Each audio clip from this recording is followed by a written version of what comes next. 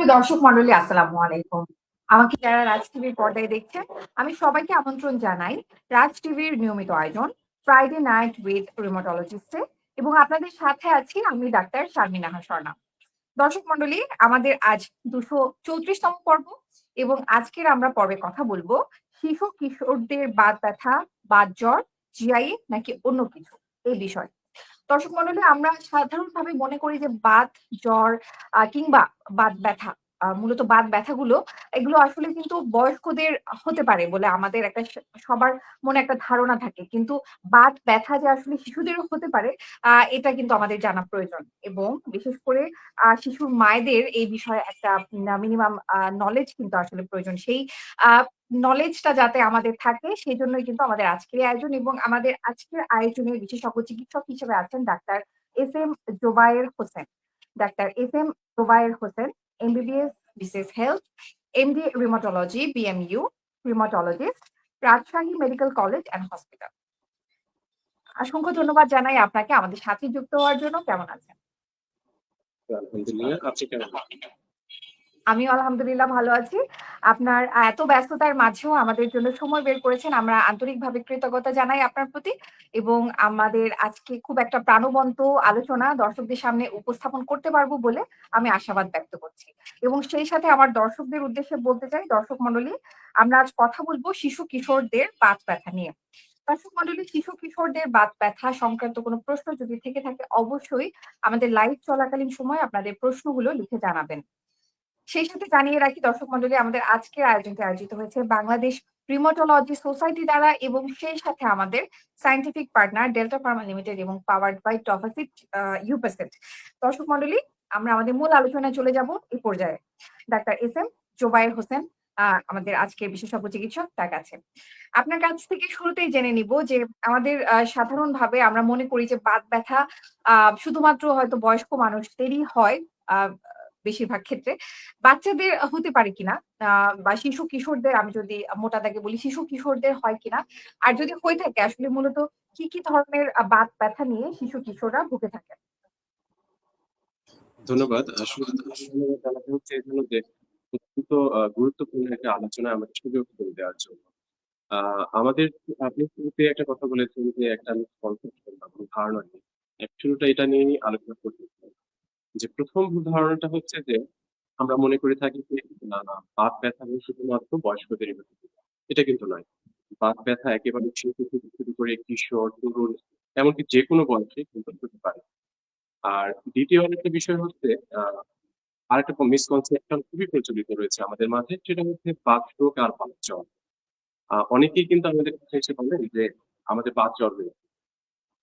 এই বিষয়টা একটু ক্লিয়ার করা উচিত এজন্য যে আমাদের রুমেটোলজি যে চিকিৎসা বিজ্ঞান এটা অনেক বিস্তৃত। অর্থাৎ WHO বা বিশ্ব স্বাস্থ্য সংস্থার হিসেব অনুসারে প্রায় ৭০০-র অধিক কিন্তু বাতরোগ রয়েছে। তার মাঝে বাতজ্বর কিন্তু একটি মাত্র রোগ। সুতরাং এই বিষয়টাকে আমাদের ক্লিয়ার হওয়া প্রয়োজন।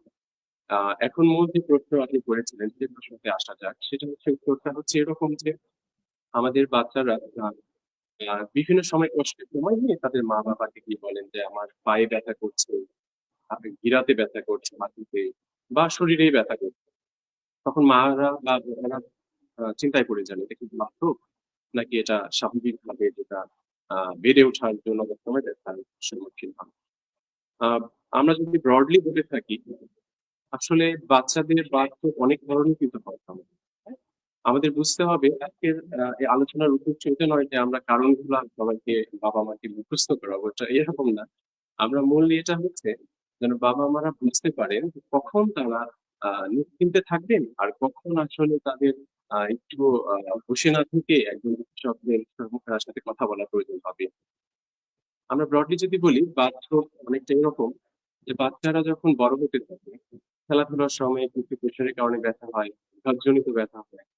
আবার একটা বড় বড় হওয়ার সময় একটা গ্রোয়িং পেইন বলে থাকে অনেক, হ্যাঁ? এটা নিয়ে অনেকে বাবা মা কিন্তু বসে থাকেন যে না, গ্রোয়িং পেইন কিন্তু একটা ভালো দিক। সবচেয়ে কমন কিন্তু বাচ্চারা ব্যথার কষ্ট গ্রোয়িং পেইনের জন্যই হয়ে থাকে। কিন্তু এটার ফলে একটা সমস্যা হয়ে যায়, সেটা হচ্ছে অনেক আহ বাচ্চা রয়েছে যারা এই একই কষ্ট নিয়ে আছে, কিন্তু এই ভুল ভাবনার কারণে দেখা যায় বড় কোনো বাথরোগ বা বড় কোনো সিস্টেমিক রোগটা আমরা করতে পারি সময় মতো। এজন্য এই জানাটা খুব গুরুত্বপূর্ণ। এর মাঝে আমি যদি ব্রডলি বলি, ১ম এ রয়েছে সাধারণ মেকানিক্যাল পেইন, যেমন গ্রোয়িং পেইন। আবার আমাদের মাঝে কিছু বাচ্চা রয়েছেন যাদের হাত-পা গুলো একটু সহজেই মানে খুব বেশি ফ্লেক্সিবল, বেঁকে যেতে পারে খুব। তারা আবার ব্যথার কথা বলেন, যেটা আমরা হাইপার মোবিলিটি স্পেকট্রাম ডিসঅর্ডার বলে থাকি। এগুলো সাধারণ বাতে আমরা। অন্যদিকে বাতরোগ বা প্রদাহজনিত বাত রয়েছে কিছু। এর মাঝে রয়েছে রুমেটিক ফিভার, যেটা আমি অলরেডি বললাম যে বাচ্চাটা কিন্তু অনেকে ভুল করে থাকে। এর বাইরে রয়েছে জুভেনাইল ইডিওপ্যাথিক আর্থ্রাইটিস নামক একটি বাতরোগের রোগ। এটা প্রদাহজনিত একটা বাত। আবার কিছু বাত রয়েছে, দেখা যায় যে কম বয়সেই বড় বয়সে যে সকল বাত উঠে থাকে, যেমন এসএলই বা স্পন্ডাইলোআর্থ্রাইটিস, এগুলো কিন্তু জুভেনাইল বা কম বয়সে চলে আসতে পারে। কিন্তু এগুলার বাইরে একটা খুব গুরুত্বপূর্ণ জিনিস আমরা সবসময় দেখা যায় আমাদের চোখের আড়ালে থেকে যায়। সেটা হচ্ছে কিছু সিস্টেমিক ডিজিজ রয়েছে। যেমন একটা ভয়ের বিষয়, অনেক বাচ্চাটা এরকম করে আসে যে গিরার ব্যথা, হাঁটুগুলো ফুলে লাল হয়ে গেছে। আমরা মনে করছি সাধারণ ব্যাপার। কিন্তু পরবর্তীতে বিভিন্ন পরীক্ষা করে দেখা যায় সেটাই আসলে ব্লাডের ক্যান্সার বা লিউকেমিয়া যেটা। সুতরাং আমাদের কিন্তু সবসময় যে সাধারণ ব্যথা বলে বসে থাকবো, এটা একটা ভুল হয়ে যাবে। কারণ এরকম জটিল বাতগুলোও কিন্তু বাচ্চাকালে হতে পারে। অসংখ্য ধন্যবাদ আপনাকে। খুব গুরুত্বপূর্ণ কিছু কথা কিন্তু দর্শক মণ্ডলী আমরা জেনে নিলাম। শিশুদের যদি বাত ব্যথা হয়ে থাকে সেটা আসলে উপেক্ষা করার সুযোগ নেই। বিশেষ করে জয়েন্ট পেইন কিংবা যদি বোন পেইন এর কমপ্লেইন করে বাচ্চারা, সেক্ষেত্রে কিন্তু অবশ্যই চিকিৎসকের পরামর্শ নিতে হবে। কেননা একদিকে হয়তো এটা শুধুমাত্র তার গ্রোইং বোনস এর কারণে ব্যথা হতে পারে, কিন্তু অন্যদিকে এই ব্যথার পেছনে থাকতে পারে বড় কোনো অসুখের আসলে সংযোগ। আমাদের এই ব্যাপারে কিন্তু যথেষ্ট সতর্ক হতে হবে। আম এই পর্যায়ে জানতে চাই যে শিশু-কিশোরদের বাত ব্যথার বিভিন্ন কারণ আমরা জেনেছি। যদি আমাদের জেআইএ নিয়ে একটু বিস্তারিত জানাতেন, জুভেনাইল ইডিওপ্যাথিক আর্থ্রাইটিস নিয়ে একটু বিস্তারিত জানাতেন। এটা আসলে কেমন অসুখ এবং এই অসুখের উপসর্গগুলো কি? আচ্ছা। আ ১ম এ যেটা বলে আসলাম যে আ বাতজনিত প্রদাহজনিত বাতের মাঝে সাধারণত জিআইএ, রিউমেটিক ফিভার বা এই ২ টার বেশি আমরা আলোচনায় আনি। আ জিআইএ হচ্ছে একটা আ ইনফ্ল্যামেটরি ডিসঅর্ডার। এটা ইমিউন মিডিয়েটেড আরকি। হ্যাঁ? অর্থাৎ তাদের নিজের প্রতিরোধ ক্ষমতায় যখন ভুলভাবে আমাদের অঙ্গ-প্রত্যঙ্গ গিরাকে আক্রমণ করে, এরকম একটা ইনফ্ল্যামেটরি বা প্রদাহজনিত বাতের একটা সমষ্টিকে বোঝায়। এখানে অনেক ধরনের বাতের সমন্বয় কিন্তু আছে। তবে এটা সাধারণত দেখা যায় যে সবচেয়ে বেশি ১৬ বছরের নিচে বয়স যারা আছে, তারা বিভিন্ন ধরনের প্রেজেন্টেশন নিয়ে আসে। দেখা যায় অধিকাংশ সময় বাচ্চারা বলছেন হাঁটুতে ব্যথা করছে, বা যারা আরো একটু কম বয়সী তারা দেখা যাচ্ছে যে খুঁড়িয়ে হাঁটে। সকালে ঘুম ভাঙার পর খুঁড়িয়ে হাঁটে। আবার তারা খেলতে চাচ্ছে না, বা দৈনন্দিন কাজগুলো করার সময় সকালবেলা আড়ষ্ট হয়ে থাকে। তখন আমরা চিন্তা করতে পারবো যে এটা আসলে জেআইএ কিনা। এই জেআই এর বিস্তারিত জানার আগে আমি একটু বলতে চাই যে এটা কেন আমরা কিন্তু সবচেয়ে বেশি গ্রোইং পেইন কে বললাম সবচেয়ে কম। তাহলে গ্রোইং পেইন এটা স্বাভাবিক। অন্যদিকে জেআইএ কিন্তু আমাদের অবশ্যই খুব দ্রুত ডায়াগনোসিস না করলে বাচ্চাদের অঙ্গ-প্রত্যঙ্গ গিরাগুলা কিন্তু নষ্ট হয়ে যেতে পারে। তাদের গ্রোথটা নষ্ট হতে পারে। এজন্য এই ২ টার পার্থক্য বোঝাটা খুবই গুরুত্বপূর্ণ। আ গ্রোইং পেইন যেটাকে বলি আমরা, সেটা কিন্তু সাধারণত বাচ্চাদের হয় এবং ২ পায়ের দিকে বেশি হয়। ওরা কিন্তু কোনো গিরাকে টার্গেট করে না। বলে যে আমার পুরো পাটাই ব্যথা করছে, এবং বাচ্চারা সাধারণত এটা বলে যে সন্ধ্যার দিকে বা রাতে ঘুমাতে যাওয়ার সময় প্রচন্ড ব্যথা ফিল করে। আবার ঘুম ভাঙার পর কিন্তু সম্পূর্ণ নরমাল। কোনো কষ্ট নাই, নরমাল কাজ করে যাচ্ছে। অন্যদিকে আমরা প্রতিনিয়ত যে সকল বাত, যেটাকে আমরা বলছি যে আমাদের সতর্ক প্রয়োজন। এটার ধরনটা পার্থক্য থাকতে পারে। আমরা বাবা-মারা বুঝবো যে আমাদের এখন সতর্ক হতে হবে। সেটা হচ্ছে বাচ্চারা কি করে ইনশাআল্লাহ, যে সকালে ঘুম ভাঙার পরেই সবচেয়ে বেশি ব্যথার কষ্ট বলে। এবং খুবই গুরুত্বপূর্ণ এই পয়েন্টটা ২ টাকে পার্থক্য করার জন্য। এটা হচ্ছে গ্রোইং পেইন এ কিন্তু গিরাগুলা খুলবে না।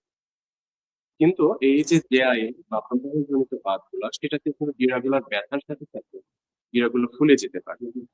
আবার সকালবেলা যে আরো আমি হাঁটাচলা করতে চাচ্ছি না, দৈনন্দিন কাজ করতে চাচ্ছে না বাচ্চারা, এটা কিন্তু জেআইএ তে হয়। এটা খুব গুরুত্বপূর্ণ একটা পার্থক্যের বিষয়। এছাড়াও আমাদের অনেক ধরনের পরীক্ষা হবে। কিছু, কিছু সময় পরীক্ষা করা যেতে পারে। যখন গ্রোইং পেইন এর জন্য ব্যথা হয়, আমরা যখন শারীরিক পরীক্ষা করি, ফিজিক্যাল এক্সামিনেশন, সবকিছু নরমাল দেখা যায়। কোনো অ্যাবনর্মালিটি থাকে না। অন্যদিকে এই জেআই এর ক্ষেত্রে দেখা যায় যে গিরাগুলা গরম হয়ে যাচ্ছে, ঘোলা আছে। কিছু, কিছু ক্ষেত্রে ইভেন অ্যাডভান্স ক্ষেত্রে ডিফর্মিটিও ডেভেলপ করতে পারে। দেখা গেল বাচ্চাদের এক পা একটু ছোট, এক পা বড়। হাঁটতে খুঁড়িয়ে, খুঁড়িয়ে হাঁটছে। তো এই সকল বিষয়টা দিয়ে চিন্তা করে আমরা ১ম এ পার্থক্য করতে পারি। তো জেআইএ কেন গুরুত্বপূর্ণ? যে আমরা যদি আ দ্রুত এটা ডায়াগনোসিস না করতে পারি। শুরুতেই বললাম বিভিন্ন অঙ্গ নষ্ট করতে পারে। জেআই এর সবচেয়ে গুরুত্বপূর্ণ একটা সমস্যা হচ্ছে এরা যেমন গিরাকে আক্রান্ত করে। হাঁটুতে, পায়ের গোড়ালি, মাঝে, মাঝে কোমরের ব্যথা নিয়েও প্রেজেন্ট করে। কিন্তু সাথে, সাথে এরা কিন্তু দেখা যায় অনেক জেআই এর রোগী হলে যেটাকে জুভেনাইল ইডিওপ্যাথিক আর্থ্রাইটিস বলে থাকি আমরা, চোখ আক্রান্ত করতে পারে। এবং চোখটার মাধ্যমে নষ্ট হওয়ার মতো অন্ধত্ব বর্ণ করা কিন্তু হয়। সুতরাং এটার সাথে সাথে অন্যান্য অঙ্গ-প্রত্যঙ্গ যেহেতু আক্রান্ত হয়, এজন্য এটাকে বা এই পার্থক্যটাকে শুরুতেই ডায়াগনোসিস করাটা খুবই গুরুত্বপূর্ণ।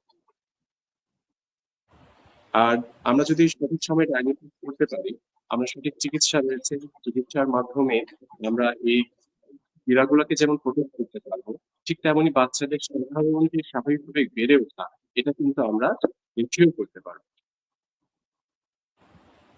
ধন্যবাদ আপনাকে। জিআইএ ডায়াগনোসিস করার জন্য ক্লিনিক্যালি কি, কি দেখা আছে কিংবা কোনো অ্যাসোসিয়েটেড কোনো পরীক্ষা-নিরীক্ষার প্রয়োজন আছে কিনা? আ আ আসলে ডায়াগনোসিসটা কিভাবে কনফার্ম হচ্ছে? আচ্ছা, ধন্যবাদ। আমি প্রথমত যেটা বললাম সেটা সাধারণত রোগীরা কি বলে থাকেন আমাদেরকে যেটা, যে ব্যথার কষ্টগুলো। এই কষ্টগুলোটা এটাই হচ্ছে গুরুত্বপূর্ণ। এরপর আমরা শারীরিক পরীক্ষা করব। দেখা গেল গিরাগুলা ফুলে যাচ্ছে, ব্যথা হয়ে আছে। এর সাথে আমরা যে জিনিসটা পরীক্ষার মাধ্যমে যদিও কোনো নির্দিষ্ট কোনো পরীক্ষা আমাদের জেআই বা এই আর্থ্রাইটিসটাকে এস্টাবলিশ করতে পারে না। আ কিন্তু আমাদের সাহায্য করতে পারে। যেমন সাধারণত যেহেতু এটা প্রদাহজনিত কাজ, এজন্য ইএসআর, সিআরপি, রক্তের এগুলা কিন্তু বৃদ্ধি পায়। এজন্য আমরা সাধারণত যেটা করি এটা নিশ্চিত হতে আমাদের অনেকটা সাহায্য করে। এর সাথে কিছু, কিছু আ পরীক্ষা রয়েছে যেমন এক্স-রে। এক্স-রের মাধ্যমে আমরা অনেক সময় কিছু পরিবর্তন দেখার চেষ্টা করতে থাকি যে প্রদাহ আছে কি নাই। আর কিছু রয়েছে অটো অ্যান্টিবডি যেমন রিউমাটয়েড ফ্যাক্টর, এএনএ। এগুলো আসলে আমাদের রোগ এস্টাবলিশ করতে খুব বেশি সাহায্য করে না। যেমন এএনএ পরীক্ষা করতে সাহায্য করে। এএনএ টা আমাদের সাহায্য করে হচ্ছে কি যে এই এই রোগীগুলা চোখে বা অন্যান্য অঙ্গ-প্রত্যঙ্গে ইনভলভ হওয়ার রিস্ক কতটুকু। হুম? আবার রিউমাটয়েড ফ্যাক্টর দিয়ে আমরা এই জিআই এর যে বিভিন্ন ধরন রয়েছে, এই ধরনটাকে কিন্তু আলাদা করতে পারি। যার ফলে চিকিৎসার ধরনটা একটু পরিবর্তিত হয়।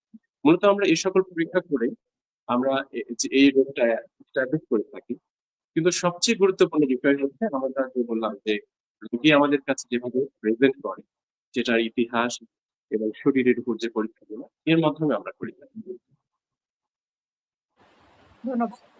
আমাদের আজকের আলোচনায় একটি বিষয় আছে আমাদের হেডলাইনে, সেটা হচ্ছে বাতজ্বর। বাতজ্বর নিয়ে আসলে আমার মনে হয় যে একটু ধারণা থাকা প্রয়োজন, বিশেষ করে বাচ্চা মায়েদের। একটু বাতজ্বর নিয়ে যদি ধারণা দিতেন, এটা আসলে কেমন ধরনের অসুখ এবং বাতজ্বরের চিকিৎসাটা সঠিকভাবে করা কেন প্রয়োজনীয়? ধন্যবাদ। এটা আসলে খুবই সুন্দর একটা প্রশ্ন এবং গুরুত্বপূর্ণ একটা প্রশ্ন। কারণ ওই যে শুরুতেই বললাম যে একটা মিসকনসেপশন রয়েছে। আ বাতজ্বরটা কি ধরনের? বাতজ্বর কিন্তু এক ধরনের আমাদের রোগ একটা ইনফেকশন যেটা হচ্ছে গ্রুপ এ স্ট্রেপ্টোকক্কাল ইনফেকশন। এটা দিয়ে সাধারণত আমাদের ফ্যারিনজাইটিস বা গলার প্রদাহ হয়ে থাকে। কিন্তু আমাদের শরীর যখন ভুল করে এই জীবাণুকে বিরুদ্ধে যুদ্ধ করতে গিয়ে একটা অন্টিবডি তৈরি করে, এই অটোইমিউনিটিটাই আমাদের শরীরের অন্যান্য অঙ্গ-প্রত্যঙ্গের মধ্যে কাজ করে। তখন এই রোগটা সাধারণত হয়। যেটা আমরা মলিকুলার মিমিক্রি বলি।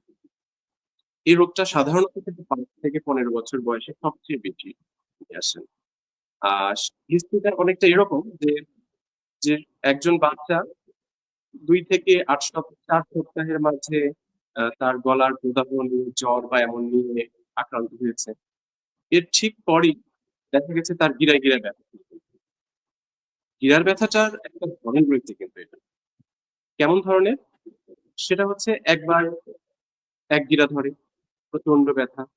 কিছু পরে দেখা যায় যে আরেকটা গিরা ধরছে। একবার হাঁটু, একবার কবজি, একবার পায়ের গোড়ালি। এভাবে অনেকটা লাফিয়ে লাফিয়ে যায়, যেটাকে আমি মাইগ্রেটরি আর্থ্রাইটিস। এছাড়া এটার সাথে সাথে দেখা যায় যে ত্বকের র্যাশ তৈরি করছে। হ্যাঁ? কেউ বা আমাদের চামড়ার নিচে র্যাশের সাথে সাথে আরো ধরনের পরিবর্তন নিয়ে আসতে পারে। কি নিয়ে আসতে পারে? নোটিনের মতো, অর্থাৎ একটু নোটিনের মতো ডিএনএ আসতে পারে। গোটার মতো। আবার অনেকে সত্যি যেটা ভয় আমরা করে থাকি যে এটা হার্ট করতে পারে। কিভাবে? বাচ্চারা দেখা যায় বুক ব্যথা, বুক ধড়ফড় করছে, শ্বাসকষ্ট হচ্ছে এই সময়ের সাথে। ঠিক আছে? তো এটা ডায়াগনোসিস এর একটা ক্রাইটেরিয়া রয়েছে, যেটা জোস ক্রাইটেরিয়া বলে থাকি। আমাদের অনেকেই কিন্তু মনে করেন যে আমাদের বিশেষ করে গ্রামের দিকে এটা হয়ে থাকে যে এই মেসগুলো টাইটার করেছে, এটা তো পরীক্ষা কিন্তু এটা পজিটিভ হয়েছে, সাথে সাথে এটা আমরা বাস্তব বানিয়ে দিলাম। এটা কিন্তু সম্পূর্ণ একটা ভুল ধারণা। হ্যাঁ, এসও টাইটার আমাদের সাহায্য করতে পারে। আমরা যে ক্রাইটেরিয়াটা ফেলবো, সেই ফেলার সময়ের জন্য এটা এন্ট্রি করাবে যে হ্যাঁ, আগে একটা ইনফেকশন হয়েছিল, এটা আমার একটা প্রমাণ। হ্যাঁ? কিন্তু বাকিগুলা কিন্তু থাকতে হবে। তখনই আমরা সেটাকে বাহ্য বলতে পারবো। আর আরেকটি বিষয় হচ্ছে বাতজ্বর আর এই যে আমরা কিছুক্ষণ আগে বললাম জুভেনাইল ইডিওপ্যাথিক আর্থ্রাইটিস, এটার পার্থক্যটা কি? এটা জানা কিন্তু খুব গুরুত্বপূর্ণ, এই জন্য দুইটার চিকিৎসা কিন্তু সম্পূর্ণ ভিন্ন। হ্যাঁ? একটা সহজ একটা পার্থক্য রয়েছে, এটা খেয়াল রাখলে কিন্তু ওটা বোঝা যায়। সেটা হচ্ছে বাতজ্বরের যে ব্যথা, হুম, এটা সাধারণত ৪ সপ্তাহ করে থাকে। হ্যাঁ? ৭৫% ক্ষেত্রেই দেখা যায় যে এটা এই ৩ মাসের মাঝে বা ১.৫ মাসের মধ্যে ঠিক হয়ে যায়। আবার ৮৫% ক্ষেত্রে দেখা যায় যে ৩ মাসের মাঝেই শেষ হয়ে যায়, কোনো ব্যথা থাকে না। ৬ মাসের পর বাতজ্বর বা রিউমেটিক ফিভারে আসলে ৯৫% ক্ষেত্রেই কোনো ব্যথাই থাকে না। তাহলে আমরা কি করতে পারি? যদি মা যদি এসে বলে যে আমার বাচ্চার গত ৭ মাস থেকে ব্যথা, তাহলে কিন্তু আমরা শুরুতেই বলতে পারি যে তার আসলে বাতজ্বর নয়, তার হয়তোবা এআইএ বা জুভেনাইল ইডিওপ্যাথিক আর্থ্রাইটিস হতে পারে। হ্যাঁ? অনেকটাই এরকম। কেন এটা জানা দরকার? ২ টার চিকিৎসা কিন্তু খুব একটা ভিন্ন। হ্যাঁ? তবে রিউমেটিক ফিভারের একটা বিষয় আমাদের খেয়াল রাখতে হবে, এজন্য এটা কিছু দীর্ঘমেয়াদী হার্টের রোগ তৈরি করে। হ্যাঁ? এজন্য আমাদের অবশ্যই এটাকে আইডেন্টিফাই করা, সঠিকভাবে ডায়াগনোসিস করা খুবই গুরুত্বপূর্ণ। আমরা যদি সঠিক সময়ে এটা চিকিৎসা দিতে পারি, দীর্ঘমেয়াদী হার্টের রোগটাকে কিন্তু আমরা প্রিভেন্ট করতে পারবো অনেক। অসংখ্য ধন্যবাদ। শিশু কিশোরদের বাত ব্যথা বা যেকোনো অসুখ আসলে আ সঠিক চিকিৎসা পেতে গেলে আ মায়েদের সচেতন হতে হয়। তো যেটা আসলে মায়েদের জানা জরুরি যে একটা শিশু কিংবা কিশোরের বাত ব্যথা আ আসলে কখন রেড ফ্ল্যাগ হিসেবে আমরা বিবেচনা করব বা কখন আমরা মনে করব যে শিশু কিশোর দের যে ব্যথাটা তারা ভুগছে সেটার আসলে তাৎক্ষণিক চিকিৎসা প্রয়োজন বা তাৎক্ষণিক চিকিৎসকের শরণাপন্ন হওয়া প্রয়োজন। এমন কোন রিস্ক ফ্যাক্টর বা রেড ফ্ল্যাগ আ না আসলে মায়েদের জন্য আ যদি একটু মানে সহজ ভাষায় বলে দেওয়ার সুযোগ থাকে, সেই রেড ফ্ল্যাগ গুলো জেনে নিতে চাই। আচ্ছা, খুবই সুন্দর একটা প্রশ্ন। এজন্য যে হচ্ছে আমরা শুরুতেই বলেছিলাম যে আসলে কারণ মুখস্থ করানো আমাদের উদ্দেশ্য নয়।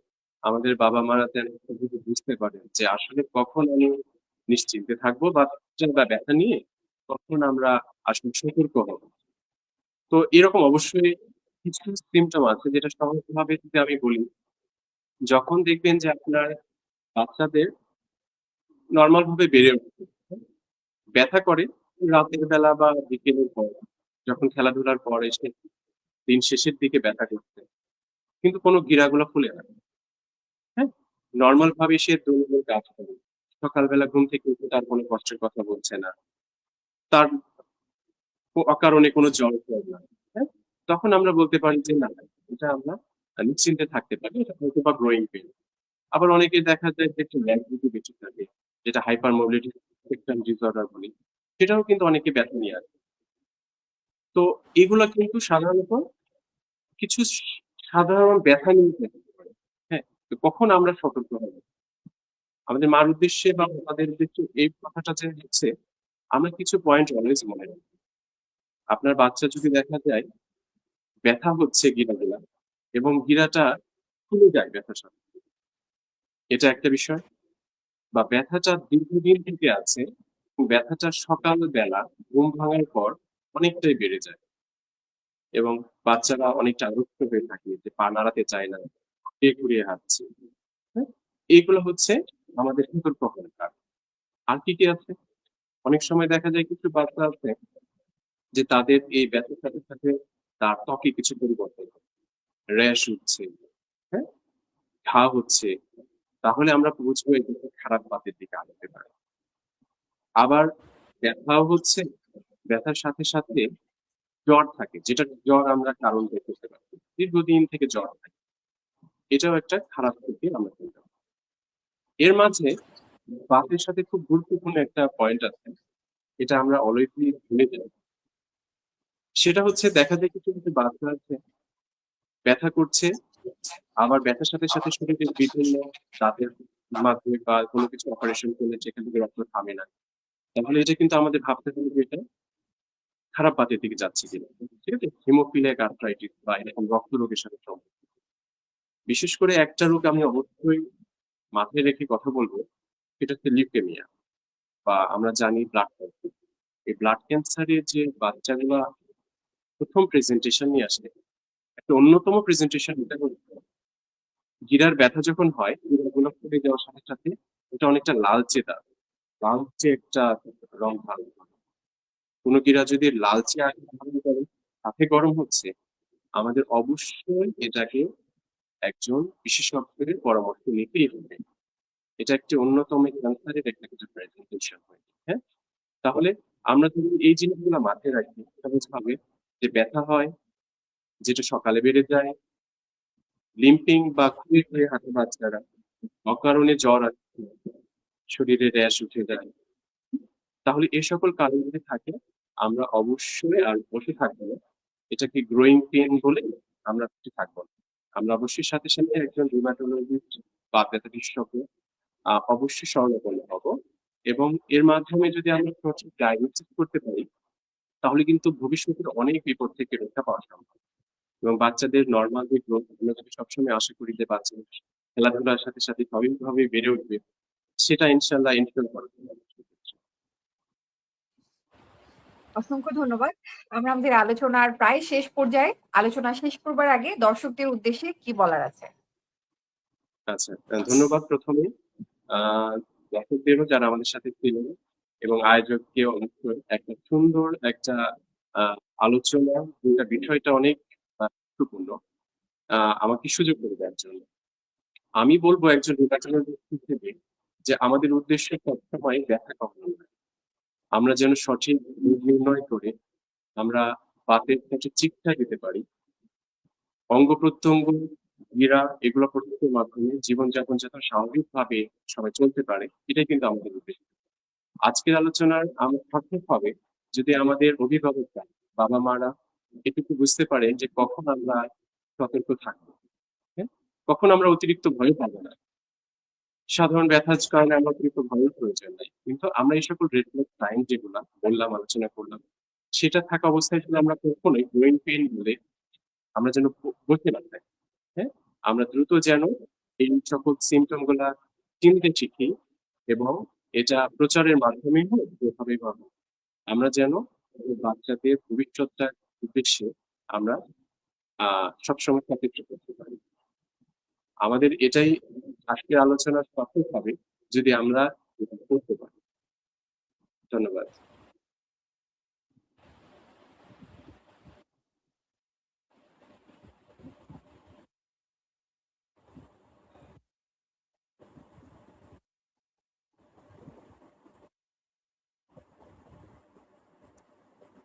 ধন্যবাদ। আমাকে শুনতে পাওয়া যাচ্ছে কিনা আমি জানি না।